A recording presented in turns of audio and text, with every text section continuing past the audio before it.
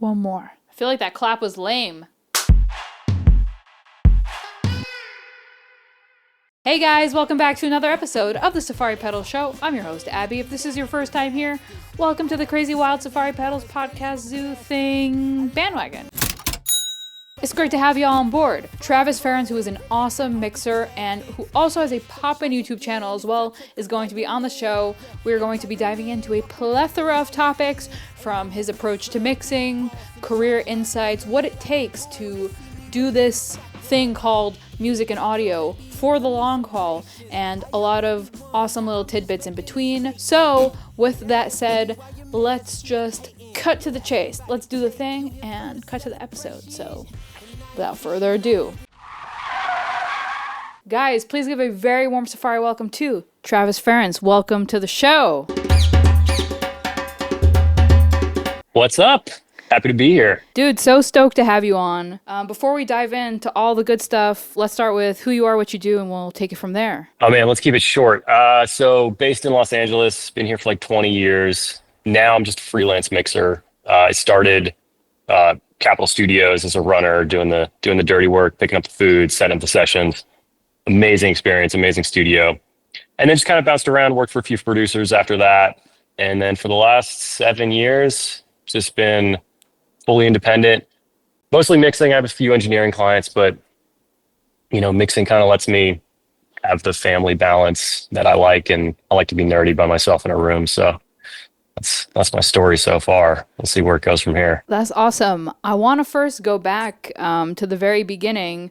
What inspired you to get into the world of audio? And then on top of that, at what point were you like, oh wait, this is a job, let's do the thing for real? Well, it's kind of fun. In high school, I played lacrosse. That's the one with the stick in the ball, and you hit each other with it.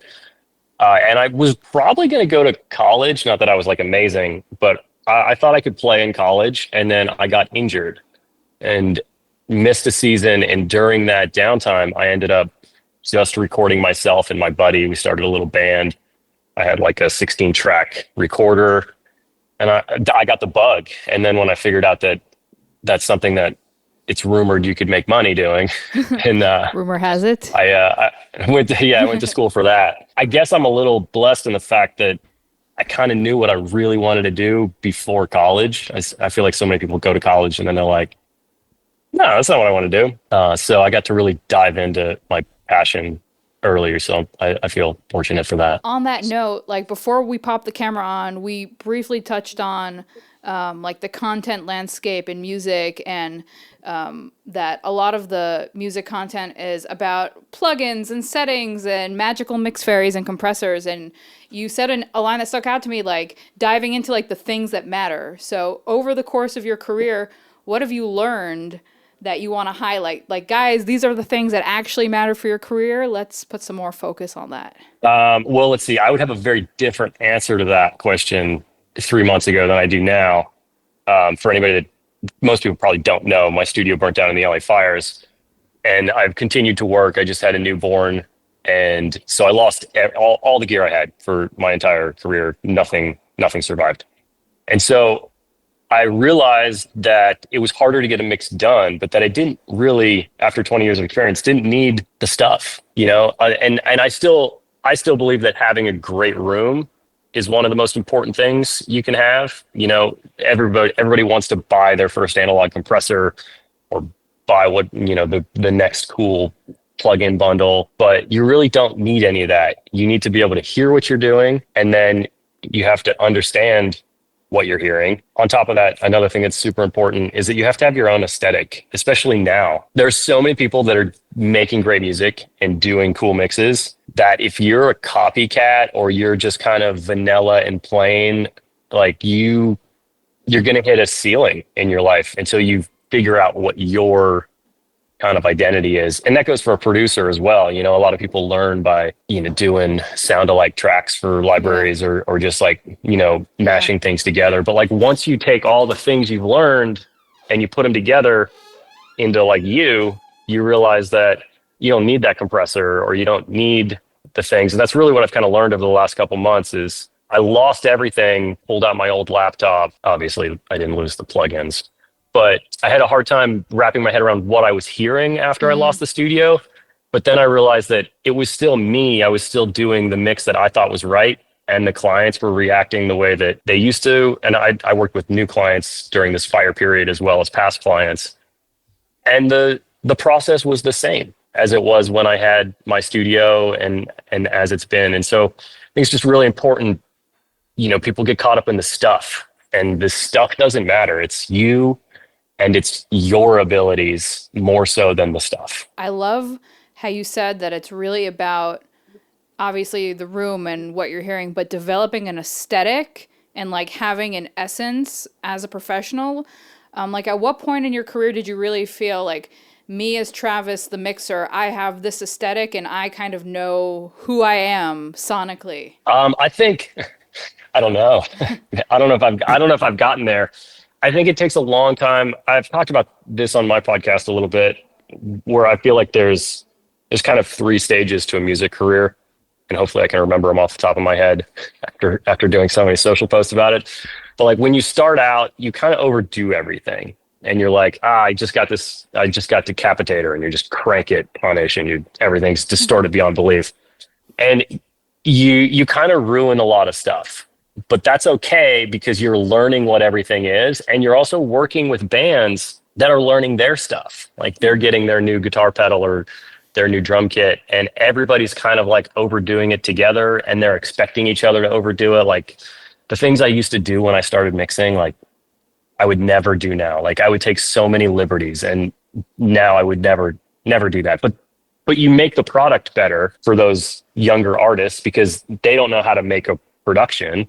And so when you're mixing and you start doing production things, they get excited and it all works together. But mostly everybody ruins everything.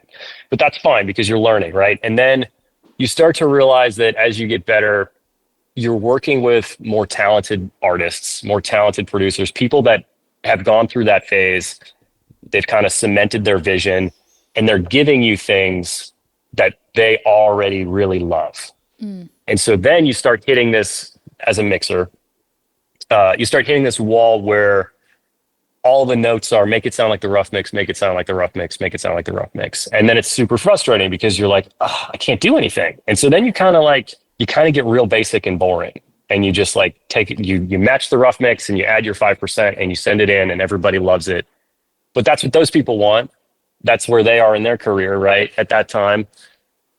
And then I think the pinnacle, which I don't know, maybe I'm like hopefully crossing into the place that I think separates people from, the names that you see on Mix with the Masters or something like that, are these people that can respect the vision of the artist and then put their own thing into it. And it's like, you have to go back to that early mentality that you had, where you were creative and experimental, that you haven't been able to get away with for a few years, and mix that with like really understanding what the artist wants and what the producer's intention is, and not giving them a different version of that, but giving them your take on 110% of the 110 that they get, or 100 that they gave you. Math is not great. Great math is tough for me, but I think I think those are 3 stages, and if you listen to that, you can probably identify like where you are in that story. But I think that last place is where it just takes time to kind of understand what your sound is and how that works. I mean, I wish I could say that there's like a button you could press, or that like I knew that I had a sound and I put that on a record, but I don't. I couldn't tell you what it is. So instead, I told you about the 3 stages. I love the way that you broke it down, though. It really like, I got my brain wheels turning of like, okay, where am I, and kind of where I've been. Like also being at the beginning of my career, like you said, like Decapitator, Punish, the record's done. Heck yeah. Yeah. What a Yes. fun. Yeah. So it was fun to kind of have that to reflect on. Going back to the beginning of your mixing career, kind of on the note of that first initial stage, like what were some hurdles that maybe frustrated you that you wanted to get over and that you kind of did over time? Early on, I think, and this will go for anybody, whether you're mixing or producing or writing or whatever, is putting your heart and soul into things that don't come out, that, nobody hears.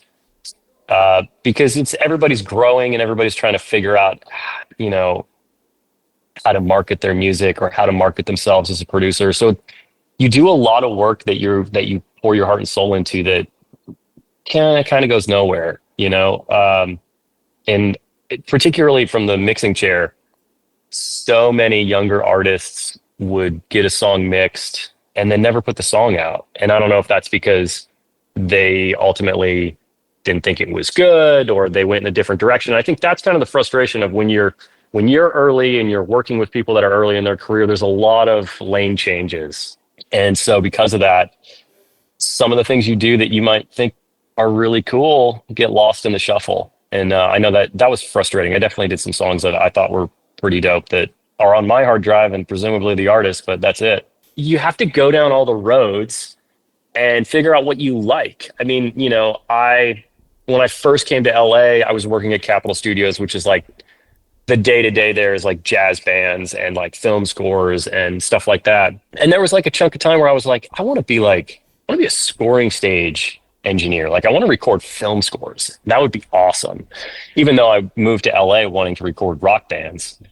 And then, I mean, now my passion is pop, but you can't you have to touch everything to figure out what you like and you learn everything. And then I think that some of my sonic identity that I said I can't identify is based on the fact that I came up in like a very hi-fi classic recording studio with a passion for rock and pop. And so it's like, I've taken these two things and kind of mixed them together. And I think that's part of what makes my sound my own, is that those two kind of opposite influences, really. That's epic. And like, what got you into the pop sound, and like what do you like about mixing that genre in particular that you've kind of like stayed in that lane? I like pop music. Just, I mean, I've always been like a, you know, closet pop fan when I was in high school, you know, secretly like popping on like, I don't know, like Kelly Clarkson Breakaway or something, or, Yeah. you know, stuff like that. Like all the early Max Martin before I knew who Max Martin was, and Dr. Luke. So I love the infectiousness, it's a word, right? Of it. I love a great melody, and yeah, it's kind of my guilty pleasure to this day. If my daughter wants to dance around to Taylor Swift or Gracie Abrams, like, let's do it. That sounds like the best hour ever. Absolutely. I'm absolutely with you on that. Says the 41-year-old. And I also love that there seems to be less rules in pop over the last 5 or 6 years. And I feel like producers can take liberties. Something can still be on the radio. I mean, I use Billie Eilish as an example of that all the time, or even Taylor Swift is like an indie folk artist now. I think it's cool that it's kind of a bit of an open book. This podcast in general is centered around starting out, being new, being up and coming. Do you have any pieces of advice for producers and engineers that are at the very beginning of their career? Definitely. I think, like I said earlier, you have to try everything to a certain extent, because you don't know what might click with you. You might not know that you want to be a TV film composer and you started out at making hip hop beats. Like, you know, you have to dip your toe in all the different ponds and see what really clicks with you. And it takes time. Expect to do a lot of work. Expect to just really overwork yourself, because that is the difference maker. You know, I talk a lot now that I'm older about having balance, and like I work 3 days a week and I have 2 kids and I want to be like a present father. But when I was 22, I was working 60 hours a week minimum, if not like 80 plus. Like I would be at the studio and then I would come home and be mixing independent artists or like making music with friends or whatever. It's got to be a nonstop thing in the beginning. And it's difficult. You make a lot of sacrifices, and some people navigate it without making the sacrifices, but you kind of have to give all of yourself to the beginning of your career, because that's really the only way to set yourself apart. And then one day you'll figure out how to balance it out and sit back. But it also allows you to, like I said, try everything faster. You know, if you work 80 hours a week for 4 years, then you've probably tried all the things you want to try, and you can narrow down to the next thing that you really want to focus on. And then the last thing that I would tell people is that you have to be an advocate for yourself in one way or another. And that's a tricky one, especially for people that might want to go the traditional route like I did, where you go work in a studio and, you're kind of taught to shut up, sit in the corner, get the coffee, shut up again. You have to do that. You have to play that role. But at the same time, you have to kind of find that balance of making sure that you are putting yourself first where appropriate, because nobody else in this industry is going to just grab you and be like, hey, here's an opportunity. It might happen for you once or twice, but most of the things that happen in your career, it's because you've prepared yourself and you've put yourself in front of the right people and you said yes to the right thing. And then that snowballs into something else. But if you were just waiting in the wings for permission to come in and play the game, it's not going to happen for you. So, like I said, it's a delicate balance. You don't want to be like a prick and make it all about you. But that's one of the things that I regret most about my career early on, is that I was really good at being invisible and really great at my job, but being invisible. And so I think that kind of set me back a few years until I figured out how to navigate that and still be a great service provider, because that's what we're doing for the most part. We're providing a service to artists and producers. And then, still put your own foot forward sometimes. I absolutely love that. To sum up everything we spoke about, I always love to ask our guests to either drop, it can be a piece of advice or just anything general you want to say to the Safari world. So do you got anything else to drop to the people? I think that people look around and they think that this happens for people overnight, and it doesn't. It doesn't happen for anybody overnight. And it really is, it's a long game. I've been in LA for 20 years almost. And I feel like the last 5 years, I can say that, hey, it's working. And it's not that the prior 15 were garbage. I've paid my bills for 20 years making music. But I feel like it takes a long time to find your place. And so don't be frustrated when you produce 3 records or 3 songs and none of them have 1 million streams and nobody calls. That's the way this is. And it's about learning and growing and just being in this for the long haul. It's not quick. It's not easy. Some people look like they get success fast, but they could have been making beats in their bedroom and not telling anybody for 5 years before they, got traction on something. So, it's not quick and it's not easy, and it's okay to get frustrated along the way, because it's going to happen. Just remember, it's like last person standing, kind of is the best way to describe it. Definitely. It's like a long hike up Everest, but the view at the top is worth it, So. Yeah. I mean, you get to make music, hopefully get paid, but yeah, it's about making music and, having fun with people. If any time in my career that it's become about doing gigs for money, it has been just fucking painful. It becomes soulless, and it's so hard. I think if you look at, I went to a music school that had an extremely high first year dropout rate. And I think that's because a lot of people, they're the best guitar player in their high school, and they go to college and they're the worst guitar player in college. And all of a sudden the thing they did for fun, they're now doing 24 hours a day, and it's not fun anymore. And it's it is not easy to take your passion and then make it your career, because you can hurt that passion and lose the interest. And if you've been doing this for 10 years and you hate making music and you want to do something else and make music for fun because it's so stressful or whatever, I don't think that there's anything wrong with that. Now that I've been doing this and now I'm old and have kids, it's not easy. So keep pushing through. And if you're frustrated, it's okay. I love that. Keep it pushing. It will be okay in the end. Travis, thank you so much for hopping on the podcast, sharing so many gems and wisdom with the Safari universe. Thank you for having me. This is great. And, thanks for making cool pedals that are plugins. Invite me. Welcome to the Lions Den, and I'm Mufasa, big